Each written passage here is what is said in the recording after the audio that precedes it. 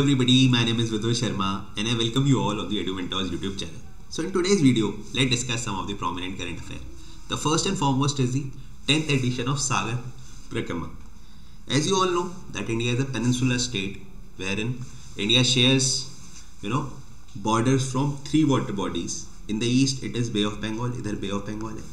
South में आपका Indian ocean हो गया, वेस्ट में आपका अरेबियन सी हो गया, राइट. तो सागर परिक्रमा जो है, एक तो जो इंडिया का जो इलेक्टोरल बॉर्डर्स है, यहाँ पर फिशरमैन कम्युनिटीज जो है उनके लिए है, and secondly obviously to strengthen our security in the coastal reason.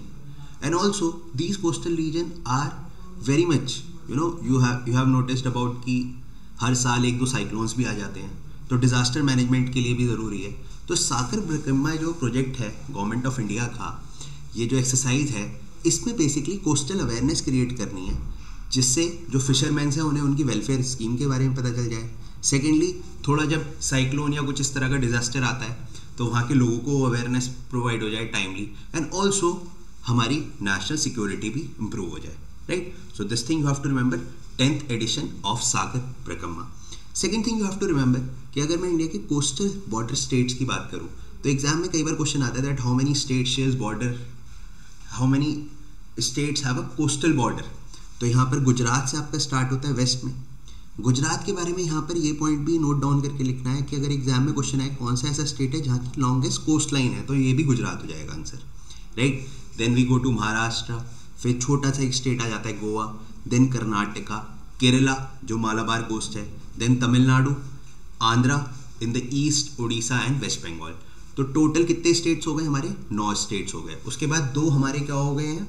2 हमारे आइलैंड्स ग्रुप हो गए हैं. आपका वेस्टर्न साइड में हो गया है लक्षद्वीप आइलैंड ग्रुप, और ईस्टर्न साइड में हो गया है आपका Andaman and Nicobar island group, right. So all these points are very much important. Precisely अगर मैं बात करूँ तो 7514.4 किलोमीटर लॉन्ग हमारा कोस्टल बॉर्डर है, जो कि गुजरात में कच्छ वाले रीजन से वेस्ट से स्टार्ट होता है और वेस्ट बंगाल में एंड होता है, right. Moving forward to the next current affair, that is DRDO day, right.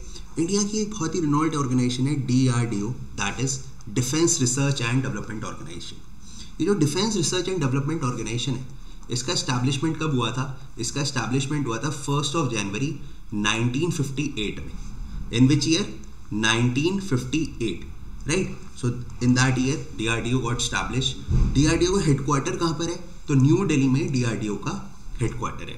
तो उस दिन को याद रखने के लिए, जिस दिन इसका बेसिकली इनॉग्रेशन हुआ था, that's why every year on the 1 January we used to celebrate what? We used to celebrate DRDO day, right. Now in the comment section just tell me which is a recent helicopter manufactured by DRDO. अभी एक recently 2023 में एक helicopter manufacture किया है DRDO ने, तो आपको उसका नाम बताना होगा, right. This thing you will share in my comment section. And in which organisation DRDO जो है किस मिनिस्ट्री के अंडर आता है, ये क्वेश्चन भी आपको बताना होगा. So it's come under ministry of defence, right. चलते हैं आगे towards the next current affair. आपको पता है इंडिया का एक नेबर स्टेट है जिसका नाम है चाइना, राइट. अभी बोन ऑफ कंटेंशन है इंडिया और चाइना के बीच में बहुत सारे, जैसे कि स्काई चीन रीजन हुआ, आपका मैकमोहन लाइन वाला रीजन हुआ. इसीलिए जब चाइना का कोई भी न्यू अपॉइंटमेंट होता है वो हमारे लिए इंपॉर्टेंट हो जाता है. और अभी चाइना ने डिसाइड करा है अपने नए डिफेंस मिनिस्टर को अपॉइंट करने के लिए, और जो कि उनकी पूरी एक तरीके से मिलिट्री लीडरशिप को चेक करेंगे. And the name is Dong Jun, right? So Dong Jun has recently appointed as the defense minister of China, right? You can also see the map of China. This is China. It used to be the world largest populated country, but now India has overcome that. It shares border with in north with a country called as Mongolia. Then from this Himalayan region it shares border with India, right? और आप ये जो line देख रहे हो जो मैं highlight कर रहा हूँ, this is basically the McMahon line. This McMahon line was separated in the year 1914, और इसी वजह से चाइना बोलता है कि ये तो ब्रिटिशर्स बना के गए हैं, ये लैंड तो हमारा है. और इधर ये स्काई चीन वाला रीजन, जिसे precisely LAC, that is line of actual control, जो कि 1962 के बाद आपका एक तरीके से एग्जिस्टेंस में आई थी. तो चाइना इतने रीजन को क्लेम करता है और इधर मैकमोहन लाइन वाला जो अरुणाचल प्रदेश वाला रीजन है इसे क्लेम करता है, राइट। आपको कमेंट सेक्शन में मुझे ये बताना है, अभी जो चाइना का प्रोजेक्ट है that is BRI, border road initiative. Border road initiative में अभी रिसेंटली 2023 में 2 कंट्रीज ने अपना नाम वापस लिया है।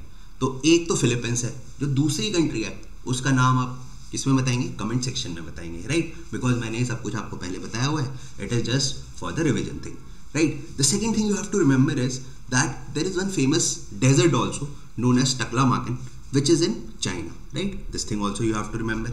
The third thing you have to remember about China is this Shanghai port, right? Shanghai port is a very famous port, is situated in China. Fourth thing that you have to remember about China is that in the year 2023 आपने देखा होगा 2023 में Asian games हुए थे अगस्त सितंबर के around. तो जो अगस्त सितंबर के अराउंड जब एशियन गेम्स हुए थे उसे भी किसने होस्ट किया था? उसे भी हॉन्जोई सिटी ऑफ चाइना ने होस्ट किया था। तो ये पॉइंट भी आपको ध्यान रखना है क्योंकि ये भी एग्जाम में आ सकता है। Fifth point that you have to know about China is, अगर आपसे कोई एग्जाम में पूछता है कि okay tell me what is the name of Brahmaputra in China, right? So the name of Brahmaputra in China is Tsangpo, right? तो Tsangpo याद रखना है आपका, जिसमें टी जो होता है साइलेंट होता है। तो shampoo is the name of Brahmaputra in China. Precisely it was in Tibet region, but right now that Tibet has been occupied by China, right? All these points are very much important. देखो यहाँ पर आप location में टकलामाकन desert भी देख सकते हो, फिर आपने लोकेशन में गोबी डेजर्ट भी देखा होगा। गोबी डेजर्ट प्रिसाइजली आपका मंगोलिया वाले रीजन में आता है, राइट? चलते हैं आगे towards the next current affair. Next current affair related to the recent book launch.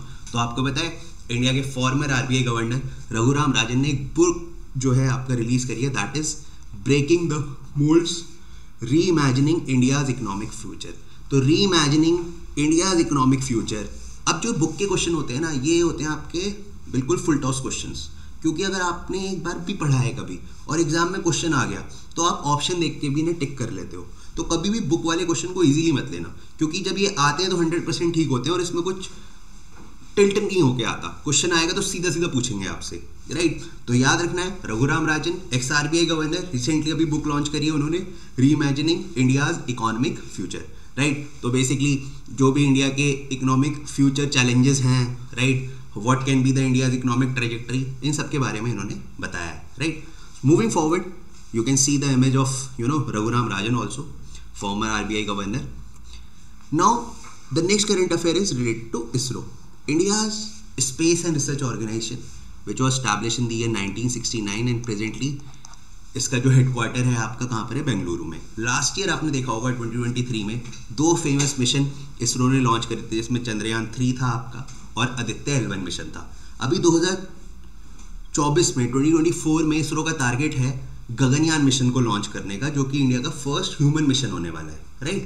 इसी के साथ जो न्यू ईयर की जो एक तरीके से सेलिब्रेशन करा इसरो ने, जैसे आप लोगों ने न्यू ईयर का सेलिब्रेशन करा होगा रात को पार्टी करके, लेकिन इसरो के प्लान्स अलग थे। इस बार उन्होंने जो न्यू ईयर का सेलिब्रेशन करा वो करा आपका एक्सपोसैट सैटेलाइट लॉन्च करके।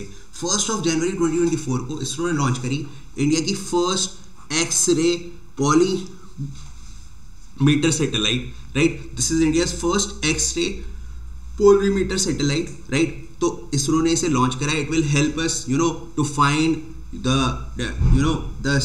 help us in the studying of the black hole, radiation वगैरह स्पेस में आपका स्टडी करने के लिए हेल्प करेगा, और ये इंडिया की क्या है? पहली एक्सरे सैटेलाइट है। Second thing you have to remember जो एग्जाम में आता है कि ये किस लॉन्च रॉकेट से लॉन्च की गई है? तो PSLV, that is polar satellite launch vehicle C58। तो ये C58 याद रखना, क्योंकि जब एग्जाम में क्वेश्चन आता है तो ऑप्शन इस तरह से देते हैं C57, C56, C58, राइट?